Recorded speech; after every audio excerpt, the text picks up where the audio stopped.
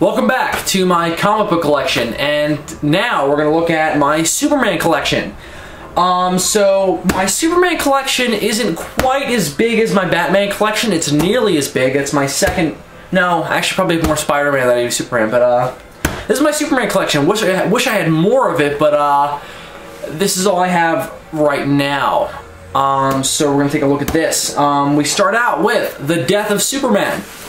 The Death of Superman, not much of a personal story to say about this one, but just really cool Superman story. You have to own this if you like the character. Heartbreaking, but epic. So, Death of Superman. Then we move on to Worlds Without a Superman. Now, this is actually my favorite of the entire Death of Superman arc, because I think it's so well written and very heartbreaking, and it's a slower moving piece before we move on to the craziness that is the return of Superman, but it's very, very down to earth, very heart-wrenching kind of stuff.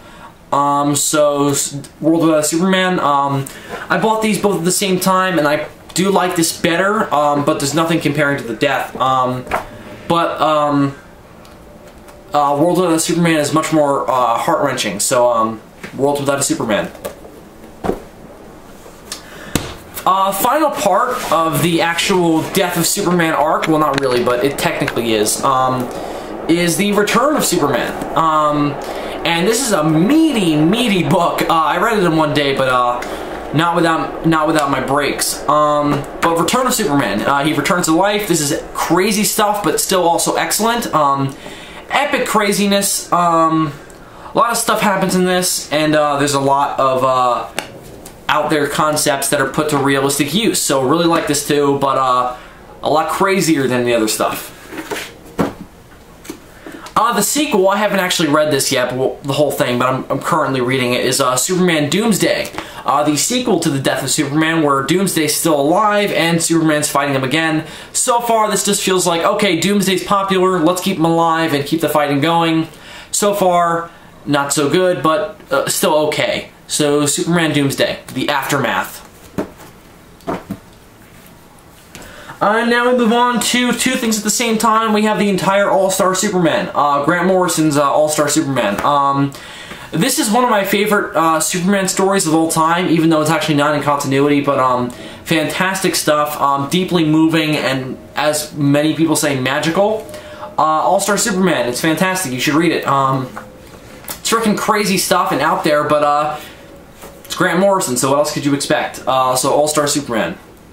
I didn't buy the trade for this because it's actually cheaper separately than it is together. I know, right? Each thing is 13 bucks. But yeah, actually it's cheaper. It's separate than it is all together. I think it's like 40 bucks altogether. But yeah, so better off buying it single in 2 volumes. The first 6 issues and the second 6 issues. Excuse me. So there you go. All-Star Superman, fantastic stuff. And now we move on to Superman Earth 1, another great Superman story, but very different from All-Star. All-Star is crazy out there science fiction stuff. Earth 1 is down-to-earth, realistic, also science fiction, but more toned-down science fiction. This is the origin of Superman done, this is Smallville done right. This is Clark Kent embracing his destiny of becoming Superman. It's done in a modern style, which could have been bad, but it turned out being great. No real personal story behind this, except that I love it. It's hardcover, and I like that it's kind of in like that almost like children's storybook style. So really great stuff. Earth 1, it's fantastic stuff. I read it in 2 hours because I loved it so much. Now we move on to the Superman ongoings. Now, you'll notice this is a lot shorter than my Batman collection. So now we're moving on to the 2 Superman ongoings that are going on right now. We have, of course, I'll do a little more detail on this than I did for my Batman one, only because we're running out of time with the Batman. Action Comics, Grant Morrison's current run on Action Comics. Fantastic stuff, fantastic Superman stories. One of my favorite versions of Superman's origin. This is kind of the more out there version of Earth 1. Of course, it's done in the Superman ongoing and now in continuity. I love Vigilante Superman. I always have. I love this more realistic, gritty costume of his with the t-shirt and jeans. And I actually want to do that for my next Halloween costume. So look out for that. Action Comics, it's fantastic. The first arc just wrapped up with issue 8. So it's an 8-issue arc, so I'm sure you can get this in trade by now, or it's coming out soon. So check out Grant Morrison's run on Action Comics, or the first arc. It's fantastic stuff. And the second arc is coming up. So hopefully that'll also just be as strong as this is. I believe Grant Morrison is staying on the book, but I might be wrong about that. But as far as I know, Grant Morrison's going to stay on the book after this arc. But if you want to get into Action Comics, start with this arc. It's fantastic stuff. And lastly, we have the current Superman ongoing. The Superman arc that just wrapped up with last month's issue, the issue for this month, or no, excuse me, that just started a new arc with last month. The issue before that wrapped up this arc written by George Perez,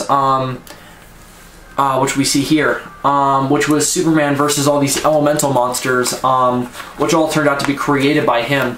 I thought it was okay. It wasn't fantastic, but I liked it enough to keep buying the book. I mean, I thought it was good, but I just thought it was a little...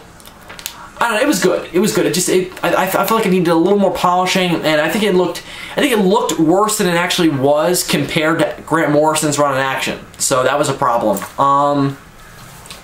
So there you go. That's the first 6 issues. That was the first arc in Superman, written by George Perez.